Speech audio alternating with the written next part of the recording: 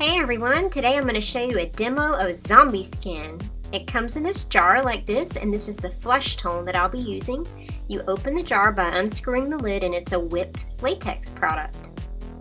If you are not sure if you or your client has a latex allergy, be sure to do a patch test on the inner arm 24 hours prior to applying this product, and also make sure to apply to hair-free areas, even if you have to shave the area. I have zero experience with any kind of special effects product, but I wanted to show you two of the photos of the very first things that I was able to create with this product. It's so easy to use, and I'll show you how in just a minute. To use this product, you're going to need to work off of some sort of palette. You can see there's an area before where I worked and it's dried. That's the color that it dries. I'm just going to use a plastic spatula to scoop a small amount out that I'll be working with, and I'm going to put it on my palette. You don't want to dip back from the jar into the skin and then back again. You just want to go ahead and close it up so it doesn't dry out. You can use a small cosmetic spatula if you'd like, but I'm just using a plastic small spatula that I had. I'm going to be applying the first area on the top of the forehead. I'm going to make sure it doesn't get back into my hairline, because when it dries and you pull it off, it will pull your hair out. So that's why I suggested earlier, do not use it on any places where you have hair. For each spot that I create, I'm just focusing on making a thicker area in the center and then blending out the edges with my plastic spatula. This product makes a super incredibly smooth edge, and it is very easy to use. I wanted an area coming down from my eye to look like the skin was peeling down as well, so that's what I'm doing on that side. You can make as many or as few spots as you want to. I'm doing another one on the chin here, so you just want to be sure that you leave a little more product in the center of your area where you want to peel the skin away. So you can see it's starting to dry around the edges, and that's when you'll know that you can take a tool. In this case, I'm just using a little plastic tool, and I'm gonna scrape it in the middle to start to make a cut for this area. And as it's drying, you can start sticking your fingernail or another plastic spatula in that area and then just lift it up. That's what I'm doing right here. In this area, I wanted to make a hole on the side of my face, so I'm just peeling the edges back in order to create that wholly peeled away look. I'll continue to do that on all of the spots.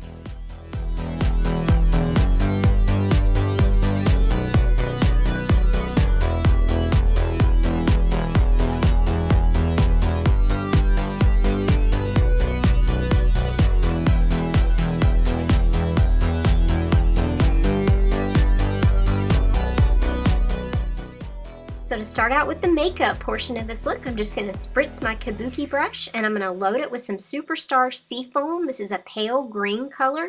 I'm just going to apply it over the lips and all around the face. This just gives you a sallow, undead look. I'm going to continue it down my neck and on my chest and also on my ears as well. For all of the other details in this look, I'm going to be using colors from this Diamond Effects palette. I'm going to start out by using a wedge-shaped makeup sponge and my tweezers, and I'm just going to pick out holes all along the sponge. This gives you the best realistic texture when you're applying your face paints. I got an 8-pack of these small sponges for under $2 at Walmart. First, I'll be loading up my sponge with some of the yellow from the Diamond Effects palette, and I'm just going to stipple it around all of the cracked, scratched areas.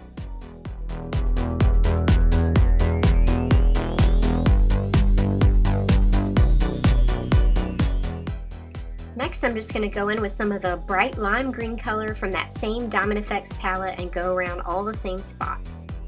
And for a dried, cakey, bloody appearance on the insides of the scar areas, I've just mixed together some red with a touch of black. I wanted to make these look like really old, grungy, dried up, bloody areas. So that's why I chose to make it so dark like that. In the centers of those areas, I'm going to go in with just some of the straight up red in the centers to give it more dimension. And while the paint is wet, I'm just going to take my finger and dab around all of the areas to kind of give it a scabby, messed up appearance.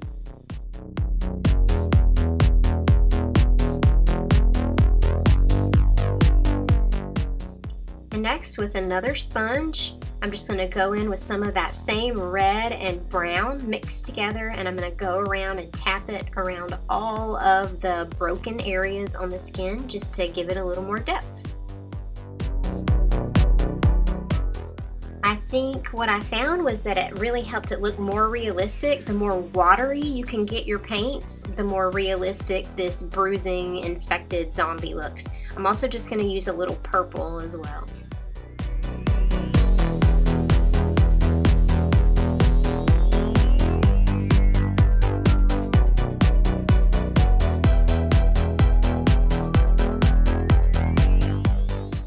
So to grunge up this zombie even more, I'm going to go in with some black eyeshadow on a fluffy brush, and I'm going to get the inside corner of the eyes and all around the eye sockets with the black. You can also use black star blends for this as well.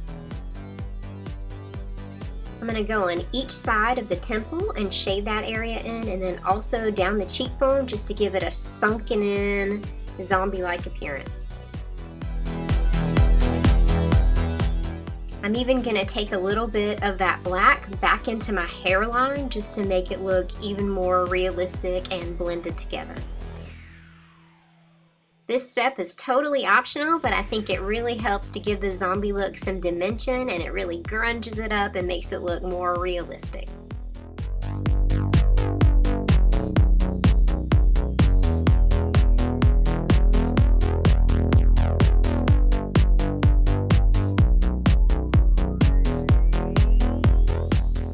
Next, with a number 1 liner brush, I've mixed together some of the light blue and some of the black from the palette, and I'm just going to make a few little veins, and I'm going to tap them out with my finger in order to blend them into the skin. And if you're a zombie, you can't have nice brushed hair, so I'm going to take a brush and just make my hair all crazy. And for an extra special touch, I'm going to use some burgundy gel food coloring on my teeth. This lasts for about 30 minutes, and it's perfect if you want to take pictures of this look or when you're going to your party.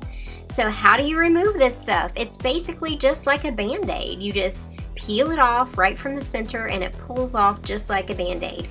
If you put this on top of any area of your skin that has hair, the hair is going to come off with it, so I suggest make sure that you put it on hair-free areas. So you can see even around the eye area, it peels off pretty easily. And that's basically it. That's how you use zombie skin. I hope this helps. If you guys have any questions, please feel free to let me know below. Thanks for watching.